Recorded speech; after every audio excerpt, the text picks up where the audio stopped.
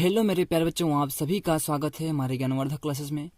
तो प्यारे बच्चों, आज की इस वीडियो में हम क्लास 12 का मैथ अध्याय 1 जिसका नाम है संबंध एवं फलन, इस चैप्टर का आज की इस वीडियो में परिचय के बारे में अध्ययन करेंगे।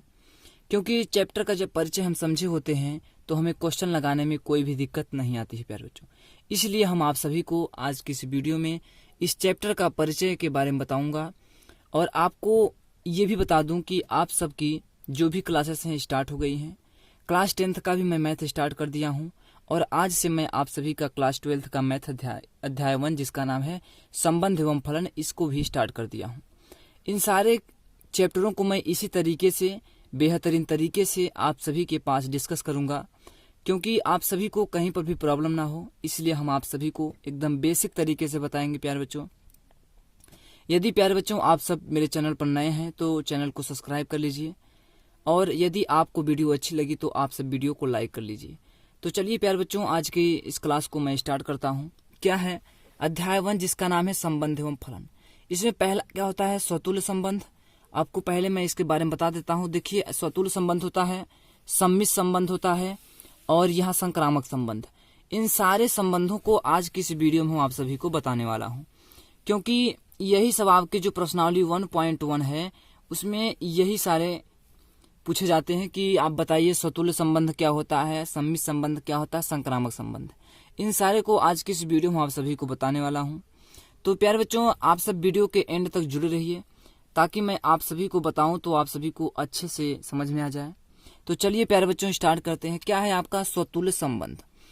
स्वतुल्य संबंध क्या कहता है? स्वतुल्य संबंध कहता है जो समुच्चय, जिस समुच्चय के प्रत्येक अवयव जब स्वयं से संबंध रखे तो उसे क्या कहते हैं? स्वतुल्य संबंध। तो आपको मैं समझाना चाहता हूं कि क्या होता है। तो देखिए क्या है आपका यहाँ पर कि यहाँ पर हमने देखिए आपको ये सारे प्रोवाइड कर दूंगा। आप सभी को मैं अपने क्लास 12th के टेलीग्राम चैनल पर मैं आप सभी को इसका PDF प्रोवाइड कर दूंगा। तो आप सब वहां से जाकर के आप लोग अपना नोट्स बना लीजिएगा। तो देखिए क्या है, पहला है आपका स्वतुल्य संबंध।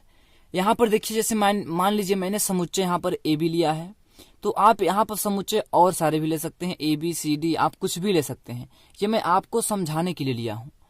तो यहाँ पर मान लीजिए समुच्चय ए में क्या है, ए बी दो अवयव हैं, तो हमने दो अवयव ले लिया। तो आपको किस प्रकार से स्वतुल्य संबंध को डिफाइन करते हैं मैं उसको आप सभी को बताने वाला हूँ। देखिए स्वतुल्य संबंध में क्या होगा, इसमें से जो प्रत्येक, इसमें सारे अवयव हैं तो इसके लिए क्या कंडीशन बनती है, लिखेंगे आप ये ऐसा चिन्ह लगाएंगे। ये चिन्ह जो होता है ये प्रत्येक का होता है।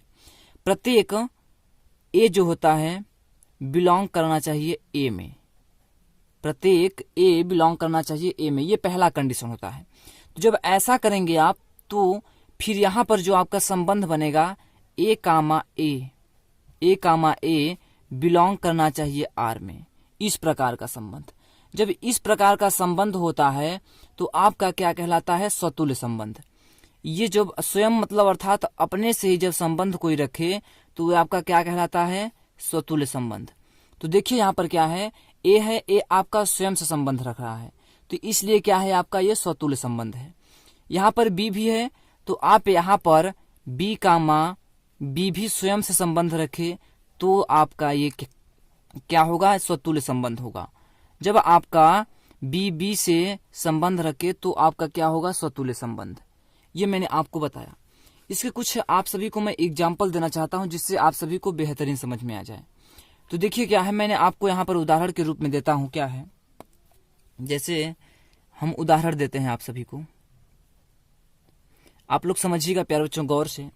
यदि आप सब इस परिचय को समझ लेंगे तो आप अध्याय को हवा में उड़ा देंगे। क्या है, उदाहरण में समझ लीजिए। जैसे मान लीजिए हमने समुच्चय लिया, समुच्चय में हमने 1 2 3 इस प्रकार का हमने लिया अवयव। तो आपका जो रिलेशन बनना चाहिए, जो आपका रिलेशन, तो आपका ये स्वतुल्य संबंध कब होगा? जब रिलेशन आपका क्या होगा? 1 1 से संबंध रखे और 2 2 से संबंध रखे और जो 3 है ये 3 से संबंध रखे। तो इस प्रकार का जो संबंध होगा आपका वह स्वतुल्य संबंध होगा। तो इतना तो आप लोग समझ गए होंगे। इस प्रकार का संबंध जो होगा वे क्या होगा? स्वतुल्य संबंध। तो इतना प्यारे बच्चों आप सभी को समझ में आ गया। अब यहाँ पर बात ये उठती है कि आप सभी के मन में ये डाउट होगा कि सर अच्छा आप ये बताइए, इसमें मान लीजिए 3 अवयव हैं, यदि हम मान लीजिए इस दोनों अवयव को केवल यहाँ पर मैं संबंध में दर्शाऊं 1 1 और 2 2, इस 3 को यहाँ पर ना दर्शाऊं, तो क्या यह स्वतुल्य संबंध होगा? यह स्वतुल्य संबंध नहीं होगा। हमने आपको बताया कि ए के प्रत्येक अवयव का संबंध स्वयं से रहे। जो ये ए है आपका समुच्चय, इसके प्रत्येक अवयव का संबंध जब स्वयं से होता है तब आपका क्या होता है? स्वतुल्य संबंध होता है। इतना प्यारे बच्चों आप सभी क्लियर हो गया? तो चलिए अगला क्या है आपका? सम्मित संबंध। क्या है आपका? सम्मित संबंध। सम्मित संबंध क्या कहलाता है? सम्मित संबंध क्या कहलाता है समझिए। जैसे हमने यहाँ पर लिया हूँ समुच्चय ए बी लिया हूँ, इसमें 2 अवयव की आवश्यकता पड़ती है, इसलिए हम आप सभी को 2 अवयव लिए हैं। तो यहाँ पर क्या होता है कि यहाँ पर आप सभी को मान लीजिए आप यहाँ पर लिखेंगे कि ए कामा बी जिस प्रकार से लगाया जाएगा, हम आप सभी को उस तरीके से बता रहा हूँ। यहाँ पर लिखेंगे आप ए कामा बी बिलोंग कर रहा है ए में। देखिए आपका ए कामा बी ओ आपका ए में है, तो हमने यहाँ पर लिख दिया कि ए कामा बी बिलोंग कर रहा है ए में। आप तो इस बिलोंग के बारे में आप क्लास 11th में समझ चुके होंगे। तो यहाँ पर देखिए क्या किया हमने, मतलब कि ए और बी जो है समुच्चय ए में बिलोंग कर रहा है, अर्थात समुच्चय ए में ये ए और बी है, ये हाँ कह रहा है।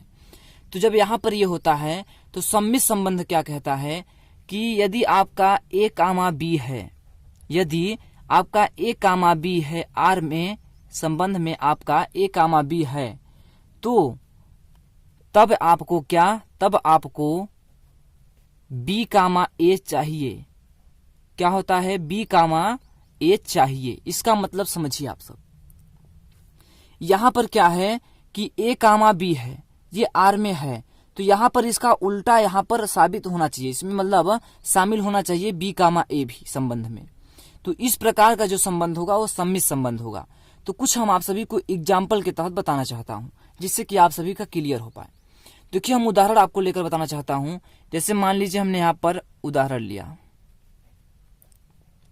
उदाहरण से हमने क्या किया कि यहाँ पर मान लीजिए हमने समुच्चय क्या क्या लिया, ए बराबर हमने 1 ले लिया, 2 ले लिया, इस प्रकार का हमने ले लिया समुच्चय।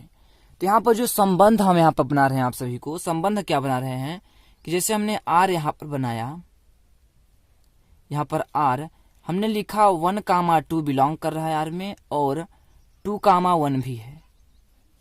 तो इस प्रकार का जो संबंध होगा वो आपका क्या होगा? सम्मित संबंध। यहाँ पर क्या है कि आपका देखिए 1 2 है और 2 1 भी है, इसका उल्टा भी इसमें है, तो क्या होगा आपका? ये सम्मित संबंध होगा। सम्मित संबंध यही कहता है। यहाँ पर क्या है, जैसे मान लीजिए ए बी है, ए बी आर में है, तो हमें बी ये चाहिए। अब बात आती है एक और, यहाँ पर आप सब नोट में लिख लीजिएगा, नोट में लिख लीजिएगा प्यारे बच्चों। यहाँ पर नोट में आप सब ये लिखिएगा कि जो आपका यदि आर आपका क्या हो? खाली हो, क्या हो? फाई, जिसे रिक्त समुच्चय आपने पढ़ा होगा 11th में। यदि आपका आर जो है फाई अर्थात खाली है, इसको आप इस तरीके से भी दर्शा सकते हैं फाई। इस प्रकार का जो संबंध होगा तो आपका वे सम्मित संबंध भी होगा, समझिएगा।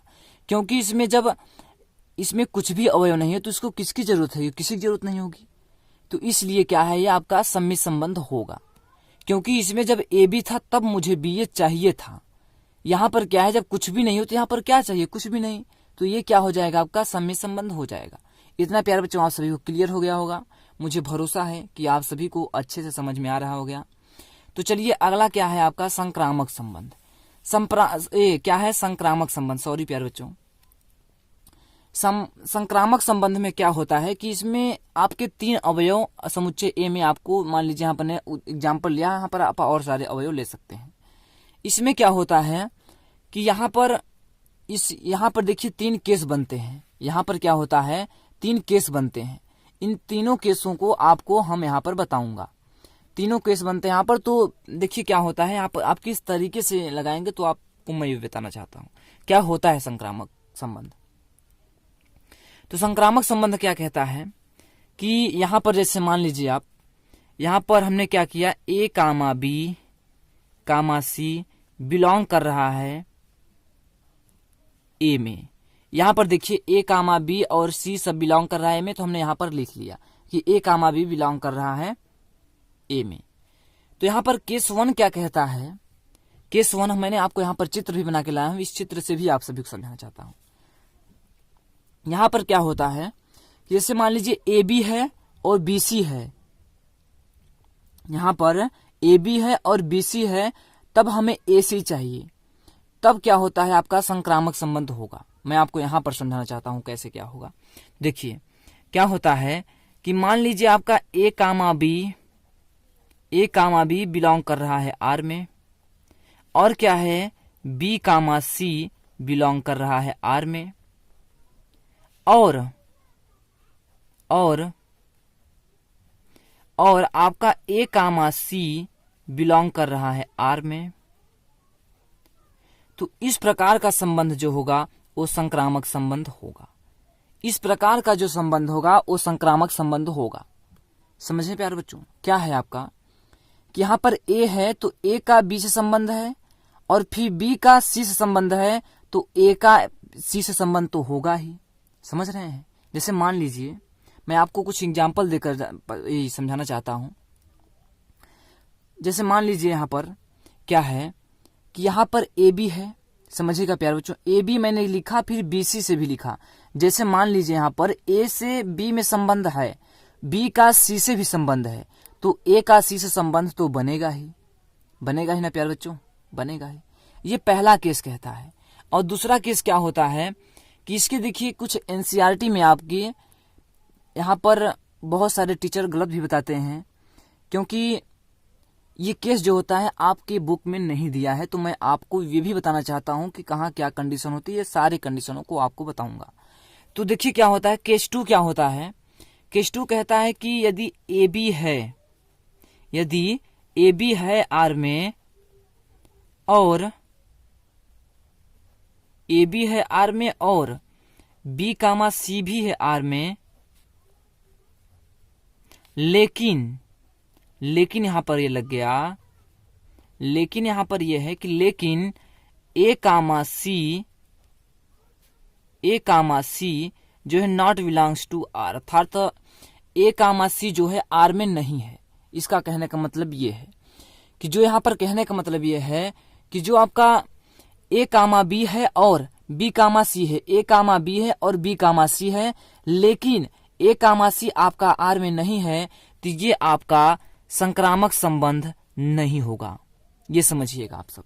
ये क्या होगा, दूसरा केस आपका संक्रामक संबंध नहीं होगा। इसी तरह से आपका तीसरा केस क्या कहता है, तीसरा केस को समझिए प्यारे बच्चों। तीसरा केस जो है आपका, ये आपका वेरी इंपोर्टेंट है, वेरी इंपोर्टेंट, क्योंकि यहाँ पर बहुत सारे बच्चे जो होते हैं गलत कर देते हैं। तो आप सभी इस गलत को सुधारिए, और मैं आपको यहाँ पर सुधारने के लिए प्यारे बच्चों बता रहा हूँ, ताकि आप सब गलत ना कर पाए। देखिए केस 3 क्या कहता है कि केस 3 कहता है कि मान लीजिए ए कामा बी आर में है। हमने क्या लिखा, ए कामा बी आपका आर में है, लेकिन यहाँ पर लेकिन ये है कि आपका बी कामा सी आर में नहीं है। क्या है कि यहाँ पर ए कामा बी आर में है, लेकिन बी कामा सी आर में नहीं है। ये तब आपका संक्रामक संबंध होगा प्यारे बच्चों। ये क्या होगा, आपका संक्रामक संबंध होगा। बहुत सारे बच्चे यहाँ पर ये डाउट में होंगे कि सर आपने ए बी तो लिख दिया और बी सी भी लिख दिया, लेकिन आपने ए सी नहीं लिखा। ए सी हमने इसलिए नहीं लिखा क्योंकि जब ए बी का संबंध है आर में, लेकिन जब बी सी का ही संबंध नहीं है, तो हमें ए सी कहाँ से चाहिए, नहीं चाहिए ना। जब हमारा बी सी आर में है ये ना है, तो हम कैसे कह देंगे कि हमारा ए सी हमारे आर में होगा, नहीं होगा। इस प्रकार का जो संबंध होगा आपका संक्रामक संबंध होगा प्यारे बच्चों। ये जो केस है आपका एनसीईआरटी में जो है, ये केस हम आप सभी को यहाँ पर लिख कर बता देता हूं कि जो एनसीईआरटी है, एनसीईआरटी उसमें ये आपकी नहीं दिया हुआ, ये आपका केस नहीं दिया हुआ है। आपके केवल ये 2 ही केस दिए हैं, ये केस नहीं दिया है। और इस केस पर आपके प्रश्नावली 1.1 में क्वेश्चन हैं। हम आप सभी को वे सारे क्वेश्चन को अच्छे से बताऊंगा, ताकि आप सभी को कहीं पर भी दिक्कत ना हो प्यारे बच्चों। यदि आप सभी को कहीं पर भी दिक्कत हो तो आप सब अवश्य इस वीडियो के कमेंट में आप सब बता सकते हो, क्योंकि हम आप सभी के लिए मेहनत कर रहे हैं, तो आप पर हक होता है कि हम आपको जान सकें कि आपको प्रॉब्लम कहाँ पर है। तो प्यारे बच्चों, आज की इस वीडियो हम बस यहीं पर करते हैं। यदि आप सब मेरे चैनल पर नए होंगे तो चैनल को अवश्य सब्सक्राइब कर लीजिएगा और वीडियो को लाइक कर लीजिएगा प्यारे बच्चों, क्योंकि मैं भी जान सकूं कि बच्चे पढ़ाई कर रहे हैं। तो प्यारे बच्चों, बस इतना ही करता हूं आज की इस वीडियो में। मिलता हूं प्यारे बच्चों अगली वीडियो में एक नए टॉपिक के साथ। धन्यवाद प्यारे बच्चों।